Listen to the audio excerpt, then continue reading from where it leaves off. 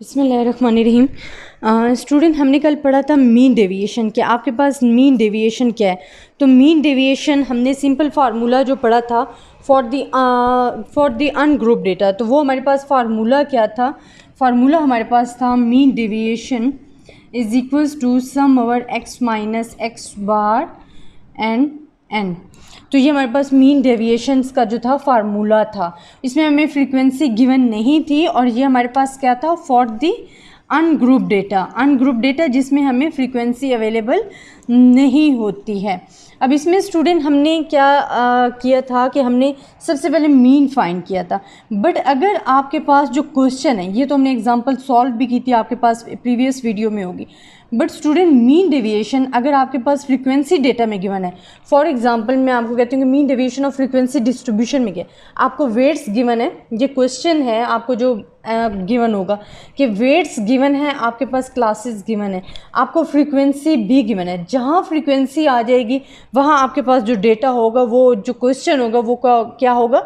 For the group data होगा। जहाँ भी आपके पास फ्रीक्वेंसी आ गई, अगर आपके पास फ्रीक्वेंसी इन्वॉल्व है, अगर आपके पास क्या है?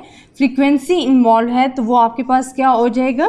ग्रुप डेटा हो जाएगा। और ग्रुप डेटा में आपने क्या करना है कि हमने फ्रीक्वेंसी को शो ऑफ करना है ऑफ अवर फार्मूलाज। जिस तरह हमारे पास फार्मूला क्या है मीन डेविएशन का?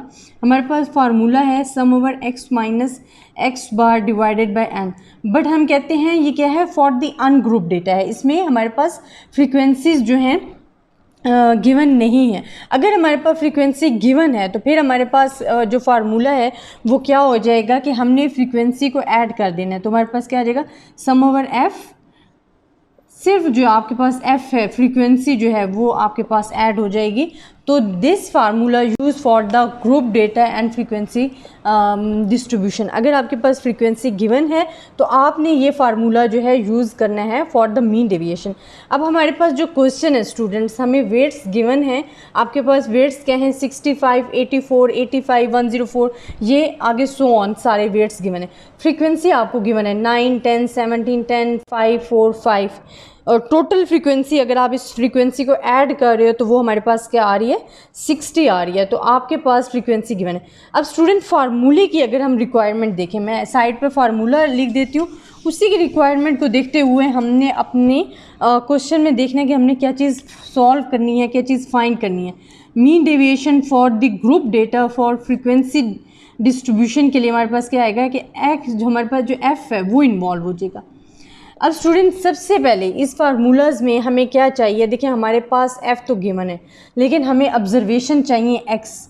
एक्स आपने क्या पढ़ा था कि आपके पास जो एक्स है वो आपके पास मिड पॉइंट्स होते हैं।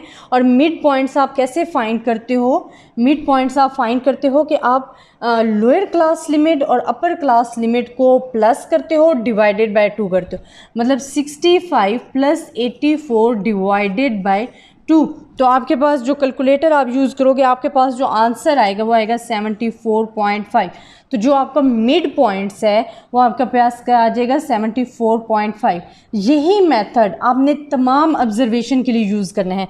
आपके पास एक्स क्या होता है? आपके पास एक्स क्लास मार्क है या मिड पॉइंट्स हैं। और आपने मिड पॉइंट्स या क्लास मार्क कैसे फाइंड करने होते हैं कि आपने lower class limit plus upper class limit को प्लस करना होता है एंड डिवाइडेड बाय 2। अब इसी को लेते हुए जो मैं फाइंड करती हूँ, नेक्स्ट आपके पास आ जाएगा 94.5। आप कैलकुलेटर पे फाइंड कर सकते हो, मैंने ऑलरेडी फाइंड किया है। आपको सिर्फ मेथड समझ आना चाहिए कि हमने किस मेथड के ज़रिए सॉल्व करना है। 134.5, then 154.5 and 174.5 and 194.5। And student, ये हमने मिड पॉइंट्स कैसे फाइंड किए? मैं एक और आपको मिड पॉइंट फाइंड्स करके बता देती हूँ, जो लास्ट वन है। अब लास्ट वन का हमने मिड पॉइंट कैसे फाइंड किया कि 185 plus 204 divided by 2। 185 plus 204 divided by 2, तो हमारे पास आंसर क्या आ जाता है? 194.5। यह आपका क्या आ जाता है? मिड पॉइंट्स आ जाता है, एक्स आ जाता है। अब स्टूडेंट, हमें जो फार्मूलाज में रिक्वायरमेंट थी, हमें क्या था कि फ्रीक्वेंसी हमारे पास हैं, वो हमें क्वेश्चन में गिवन है। हमें चाहिए था एक्स। एक्स हमारे पास आ गया, जो कि हमारे पास क्लास मार्क होते हैं या मिड पॉइंट्स होते हैं। देन द नेक्स्ट स्टेप हमारे पास क्या है कि हमें नेक्स्ट चाहिए मीन। क्योंकि हम मीन डेविएशन की डेफिनेशंस क्या थी कि आप अपनी वैल्यूज़ को देखते हो कि वो आपकी मीन या एवरेज ओरिजिन एवरेज वैल्यूज़ से आपकी जो वैल्यूज़ हैं वो कितनी स्प्रेड हुई हैं, स्कैटर हैं आपकी मेन जो वैल्यू है, एवरेज वैल्यू है, उससे कितना दूर हैं। तो अब आपको चाहिए कि आपके पास मीन गिवन होना चाहिए। तो मीन अगर आपके पास एक्स भी गिवन है, एफ भी गिवन है, तो you can find easily about the mean. ठीक है कि आप ईजिली मीन फाइंड कर सकते हो। ईजिली मीन हम कैसे फाइंड करेंगे? जो हमारे पास मीन का फार्मूला है फॉर द ग्रुप डेटा, क्योंकि हमारे पास क्या यूज़ हो रही है? फ्रीक्वेंसी। तो जब फ्रीक्वेंसी यूज़ हो रही है तो हम फार्मूला भी for the group data use करेंगे मीन के लिए। तो क्या होगा? Sum over f x divided by sum over f. अब स्टूडेंट एफ़ तो हमारे पास गिवन है बट एक्स भी गिवन है, मगर हमें चाहिए एफ एक्स का मल्टीप्लाई। मतलब एफ एक्स को आप मल्टीप्लाई करोगे, उससे जो आंसर आएगा उसका आप सम लोगे और फार्मूला में पुट करोगे तो आपके पास मीन भी आ जाएगा। अब स्टूडेंट आप कैलकुलेटर पे यूज़ कर सकते हो। मैंने ऑलरेडी इसको मल्टीप्लाई करके फाइंड किया हुआ है। मैं सिर्फ लिख देती हूँ कि आपके पास क्या आंसर आएगा इन दोनों को मल्टीप्लाई करने से। मतलब आपने एक्स और एफ़ को आपस में क्या करना है? मल्टीप्लाई करना है। मल्टीप्लाई फॉर आपने फुलफिल करने के लिए अपनी रिक्वायरमेंट। अब स्टूडेंट अगर आप इसको मल्टीप्लाई करते हो 9 मल्टीप्लाई बाय 74.5 तो आपके पास क्या आ जाएगा? 670.5। देन नेक्स्ट में आ जाएगा 945.0। या हमने 10 को मल्टीप्लाई किया है 94.5 से। अगर 17 को आप मल्टीप्लाई करें 114.5 तो आपके पास आंसर क्या आएगा? 1946.5। इसी तरह नेक्स्ट आंसर आ जाएगा 1345.0। देन नेक्स्ट आ जाएगा आपके पास 772.5। देन नेक्स्ट आपके 698.0 एंड 972.5। अगर आप इन सब का सम करते हो एफ एक्स का तो आपके पास क्या आ जाएगा? 7350.0। तो ये आपके पास क्या आ गया? सम आ गया। अब स्टूडेंट हमारे पास जो फार्मूला है मीन, ये उसके लिए चीज़ें आपकी फुलफिल हो गई हैं कि आपके पास मीन का क्या फार्मूला था कि हमें समेशन ऑफ एफ एक्स चाहिए, समेशन ऑफ एफ एक्स। तो समेशन ऑफ एफ एक्स हमारे पास गिवन हो गई हैं। क्या है? 7350 and divided by sum over f. क्या है हमारे पास? सम ओवर एफ हमारे पास है 60। आप इसको जब डिवाइड करोगे, कैलकुलेटर यूज़ करते हो, आप इसे डिवाइड करोगे तो आपका आंसर जो आएगा वो आएगा 122.5। 122.5 ये आपका आ गया मीन। अब स्टूडेंट अब हम इजीली फाइंड कर सकते हैं अपना mean deviation for the frequency distribution, क्योंकि हमारे पास एक्स वैल्यूज़ भी हैं, मीन भी है, फ्रीक्वेंसीज़ भी हैं। तो अब हम इजीली इसको फाइंड कर सकते हैं। तो सबसे पहले जो मीन डेविएशंस का हमने स्टेप लेना है, हमें वो सबसे पहले रिक्वायरमेंट क्या चाहिए कि x माइनस एक्स बार चाहिए, x माइनस एक्स बार। तो x माइनस एक्स बार, और अगर चलें ये पहले स्टेप लेते हैं। अब स्टूडेंट हमारे पास x जो है मिड पॉइंट्स हैं, मिड पॉइंट्स को आपने मीन में से माइनस करते जाना है। आपके पास मिड पॉइंट क्या है? 74.5 माइनस आपके पास जो मीन है वो क्या है? 122.5। इसको माइनस करना है। इसी तरह फिर आपने x की वैल्यूज़ लेनी है 94.5 माइनस 122.5। मीन में से माइनस करते जाने हैं x की वैल्यूज़ को। इधर x की वैल्यूज़ क्या है? 114.5 माइनस मीन हमारे पास क्या है? 122.5 इज इक्वल्स टू दिस। मैं अब सिंपल वैल्यूज़ लिख देती हूँ, आपको मेथड तो इसका समझ आ जाने। तो हमारे पास जो वैल्यूज़ आएंगी वो हमारे पास क्या होंगी, मैं आपको लिख कर बता देती हूँ। सबसे पहले वैल्यूज़ हमारे पास आएगी -48, फिर हमारे पास आएगा -28, -8 एंड देन 12, 32, 52 एंड 72 आ जाएगा। अब स्टूडेंट हमने यूज़ करना है फॉर दी मॉड। मॉड हम किस वजह से यूज़ करते हैं? फॉर जो हमारे पास माइनस में डिफ़िकल्टी आती है या मीन अर्थमेटिक की जो प्रॉपर्टी है कि हम कहते हैं कि ऑब्जर्वेशन में से अगर मीन को, अगर हमारे पास वैल्यूज़ हैं उसको मीन में से डेविएट करते हैं, उनका सम लेते हैं, दैट इज़ इक्वल्स टू 0। तो उस डिफ़िकल्टी से बचने के लिए, उस प्रॉपर्टी से बचने के लिए हम यूज़ करते हैं मॉड। तो आपने जब मॉड यूज़ करना है तो क्या आ जाएगा? x माइनस एक्स बार मॉड।